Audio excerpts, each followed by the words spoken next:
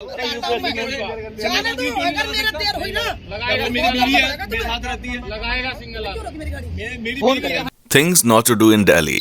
दोस्तों, ऐसे तो अक्सर हम आपको ये बताते हैं कि कौन से देश में क्या नहीं करना चाहिए, लेकिन एक सच्चे भारतवासी होने के नाते हमारा ये भी फर्ज बनता है कि हम ये देखें कि दूसरे देश वाले लोगों को हमारे देश में आकर क्या चीज नहीं करनी चाहिए। तो दोस्तों, अपने ही देश का रियलिटी चेक लेने के लिए तैयार हो जाइए, क्योंकि इसमें कुछ चीजें ऐसी बताई जाएंगी जिन्हें सुनने के बाद आप पूरी तरह से हैरान हो जाएंगे।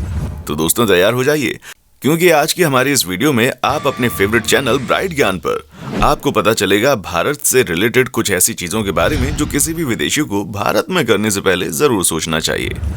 Taxi scams.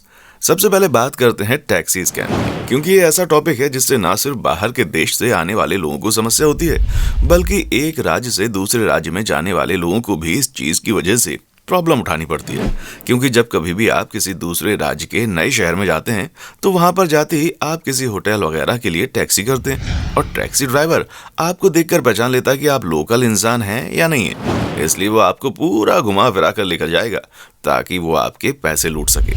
इसलिए जब कभी भी किसी दूसरे शहर जाएं या फिर कोई हमारे भारत में पहली बार आ रहा है तो उबर या ओला का इस्तेमाल कर लें, जिससे उसके साथ इस तरह की धोखाधड़ी नहीं हो पाएगी।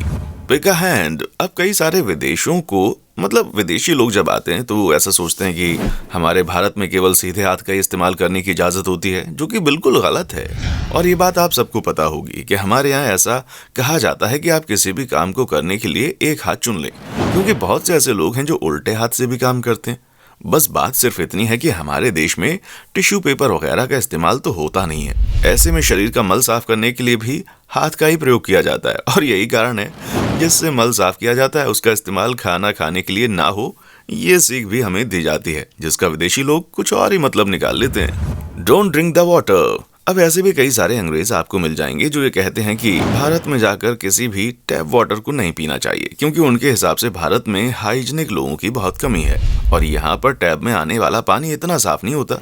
अब ये बात काफी हद तक सही भी है, क्योंकि आजकल हम इंसानों को पानी को प्योरीफाई करके पीना पड़ता है, वरना तरह तरह की बीमारियां फैल रही हैं। लेकिन इसके पीछे का एक सच ये है कि हमें इस तरह के पानी को पीने की आदत हो गई है, इसलिए हमें तो यहाँ का पानी पीने का हम अगर पानी पीते हैं तो कोई नुकसान नहीं करेगा। हाँ, अगर विदेश से लोग आते हैं और उन्हें अलग तरह के पानी पीने की आदत होती है तो हम ये बात मान सकते हैं कि यहाँ का पानी उनके लिए नुकसान कर सकता है, क्योंकि आपने ये चीज देखी होगी कि कई सारे राज्य या फिर शहर ऐसे हैं जहाँ का पानी काफी खारा होता है और कोई भी नया इंसान वहां जाता है तो पानी पी नहीं पाता, लेकिन वहां रहने वाले लोगों के लिए वो पानी बिल्कुल नॉर्मल होता है। ठीक वैसे ही विदेश से आए लोगों के लिए भी भारत का पानी होगा। Don't disrespect the cow. दोस्तों, अंग्रेज भारत में आने से पहले इस चीज की भी रिसर्च करके आते हैं कि भारत में गाय का कभी अपमान नहीं करना चाहिए, जो कि बिल्कुल सच है, क्योंकि हमारे हिंदू धर्म में गाय को भगवान की तरह पूजा जाता है। हालांकि आप विदेशों में देखेंगे तो वहां पर तो गाय को खाने वाले लोग आपको हर गली मोहल्ले मिल जाएंगे, लेकिन हमारे भारत में तो ऐसा बिल्कुल नहीं होता। इसलिए जो कोई भारत आता है उसे गाय को इज्जत तो देनी पड़ती है। Don't talk politics. अब इस चीज के बारे में तो हम शर्त लगाकर कह सकते हैं कि अगर आप भारत में रहते हैं तो आपको इस बारे में पता होना चाहिए, और अगर नहीं रहते तो भारत आने का सोच रहे हैं तो इसे जान लीजिए। भारत में आप किसी भी चीज पर खुलकर बात कर सकते हैं, लेकिन पॉलिटिक्स एक ऐसा मुद्दा है जिसे लोग धर्म और जाति के हिसाब से देखते हैं।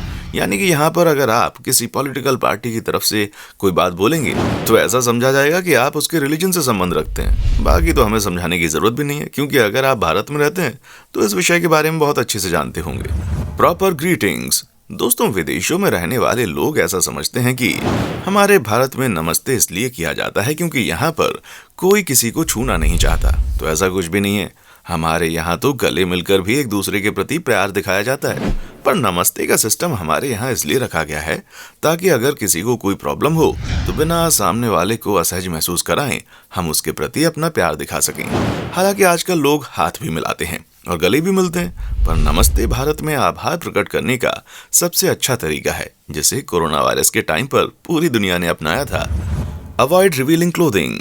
अब कई सारे देश के लोगों का ऐसा मानना है कि हमारे भारत में महिलाओं को छोटे कपड़े पहनने से मना किया जाता है, जो कि सरासर गलत है। हमारे देश की मॉडर्न महिलाएं अपने मन मुताबिक कपड़े पहनती हैं। हाँ, वो बात अलग है कि यहाँ पर आपको अपनी बॉडी के प्राइवेट पार्ट्स को ढक कर रखना पड़ता है, और ये चीज महिलाओं को खुद की सुरक्षा के लिए किया जाता है। क्योंकि अभी हमारे देश के पुरुष या फिर दूसरी महिलाएं भी इतने ज्यादा मॉडर्न नहीं हुई हैं कि वो किसी को इस तरह से स्वीकार कर सकें। और हमें नहीं लगता कि इन सब चीजों की जरूरत भी है, क्योंकि मॉडर्न होना और बेशरम होने में फर्क होता है, फिर चाहे वो लड़का हो या फिर लड़की। क्योंकि किसी लड़के को भी यहाँ पर अगर बिना कपड़ों के देख लिया जाए तो उसे भी गलत ही माना जाएगा। और हमारे हिसाब से हमारे देश की ये सोच रही है, मतलब कि ये सोच सही है। जो लोग महिलाओं के मॉडर्न होने पर आपत्ति जताते हैं उनका तो क्या ही कहा जाए। पर आपका इस पर क्या कहना है, कमेंट सेक्शन में आकर जरूर बताएं। बाकी ऐसी ही इंटरेस्टिंग वीडियोस को लगातार देखते रहने के लिए चैनल को लाइक, शेयर और सब्सक्राइब जरूर करें। और हाँ, बेल आइकन को दबाना बिल्कुल ना भूलें। देखने के लिए शुक्रिया। दोस्तों, आपको स्क्रीन पर 2 और वीडियोस दिखाई दे रही हैं, जिसे देखने के लिए स्क्रीन पर क्लिक करें।